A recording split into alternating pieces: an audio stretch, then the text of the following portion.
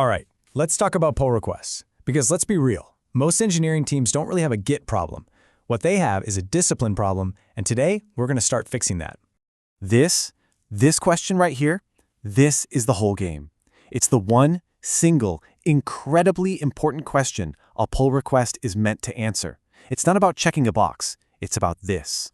And here's the thing. If your process is just a quick skim and a click on approve, you're not actually reviewing code. You're gambling. You're literally rolling the dice with production. And trust me, that is a game you will eventually lose. We've all been there, right? It's like 3 o'clock on a Tuesday, you get that notification, you open it up, and your heart just sinks. It's a monster. And then you see it, a number like this, 47 files changed. You know instantly that this PR isn't going to be reviewed. It's going to be survived.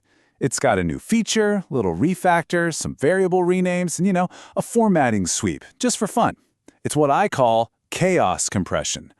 And this is the description you get. Improvements and fixes. I mean, come on. This tells you absolutely nothing. It's not a description, it's a smokescreen. It's a sign that this PR is actively hiding its own complexity. And this is where the danger really lies. We see that massive PR, we feel the pressure to unblock our teammate, and so we give it what's called a mercy approval. We scroll a bit, we click, we move on. In that exact moment, that's how a bug gets born. Now, this question, this is what separates a senior engineer's mindset.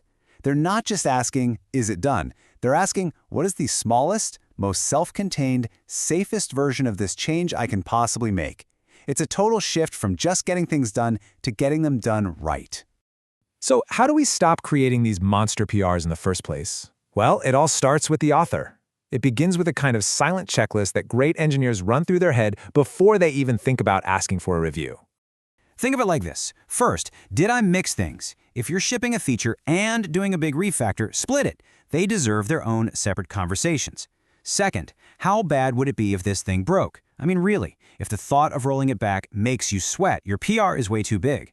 Third, did you actually consider the edge cases or just the happy path? Because production loves to fail on, that'll probably never happen. And finally, be kind to your future self. Could a tired, stressed out you debug this thing at 2 a.m.? Now, look at this difference. The bad one, added caching, it tells me nothing. It just creates more questions. But the good one, it gives me everything. It tells me the why, performance. It tells me the how, Redis and a database fallback.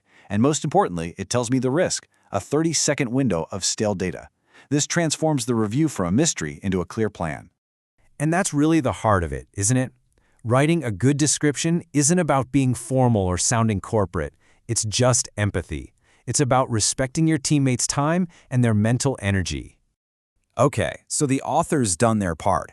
The PR is small, it's clear, now the ball is in the reviewer's court. And let me be clear, this is not a passive role. This comes with some serious responsibility. I want you to let this one sink in for a second. Every single time you click that approve button, you are co-signing that change.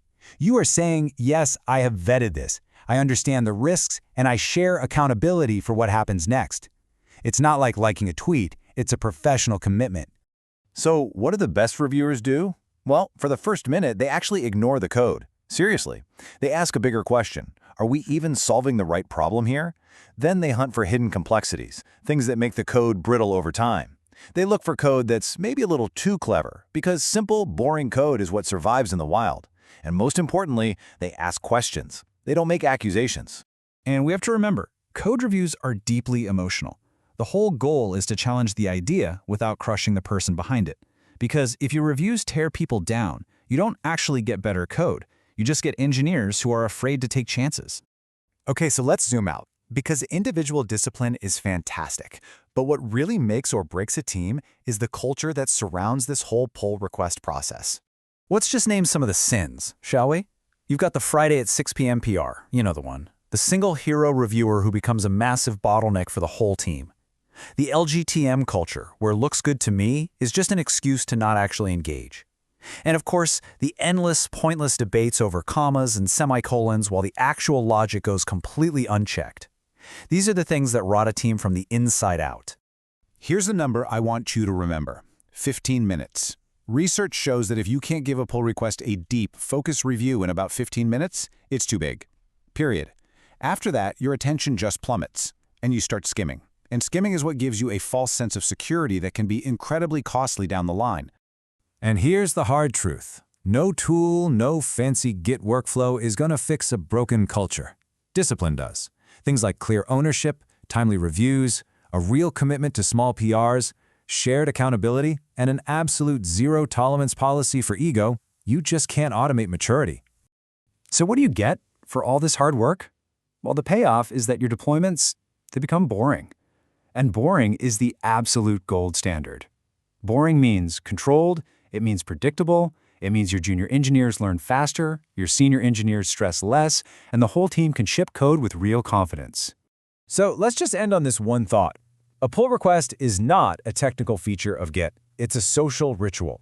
It is the place where the trust, the respect, and the standards of your team are negotiated every single day. Treat it casually and you build a fragile team.